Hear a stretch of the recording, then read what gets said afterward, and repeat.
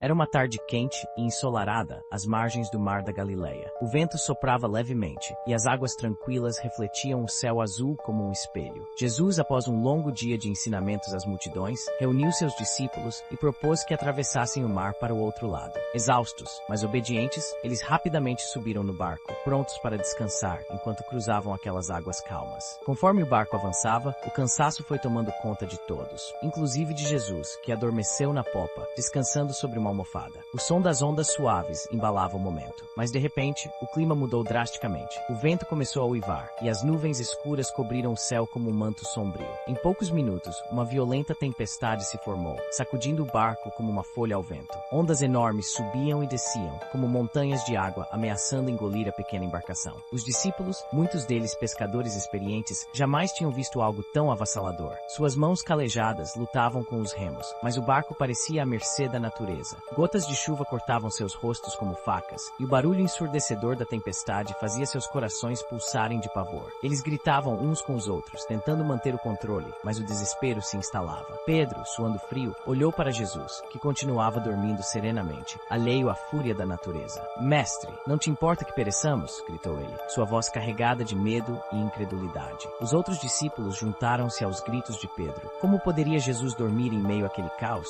Será que ele não entendia a gravidade da situação? A tempestade parecia cada vez mais impiedosa, e as águas já começavam a invadir o barco. A sensação de que estavam à beira da morte tomava conta de todos. Foi então que Jesus se levantou. Com um olhar calmo e confiante, ele se ergueu diante da tempestade, sem demonstrar nenhum traço de medo. Sua presença, mesmo naquele momento de pânico, irradiava uma autoridade incompreensível. Ele olhou para o mar turbulento, para as nuvens pesadas e para o vento que rugia como uma fera indomável. Com uma voz firme e serena, Jesus disse: "Cala-te, aquieta-te." No mesmo instante, como se a própria natureza tivesse ouvido a voz do seu Criador, o vento cessou, as ondas se acalmaram e o mar voltou a ser um espelho tranquilo, refletindo a luz suave das estrelas que agora começavam a brilhar no céu limpo. A calmaria era tão repentina quanto havia sido a tempestade. O silêncio que se seguiu foi quase surreal, como se o tempo tivesse parado. Os discípulos atordoados olhavam para Jesus com uma mistura de espanto e reverência. Seus corações, antes acelerados pelo medo, agora estavam cheios de um profundo assombro.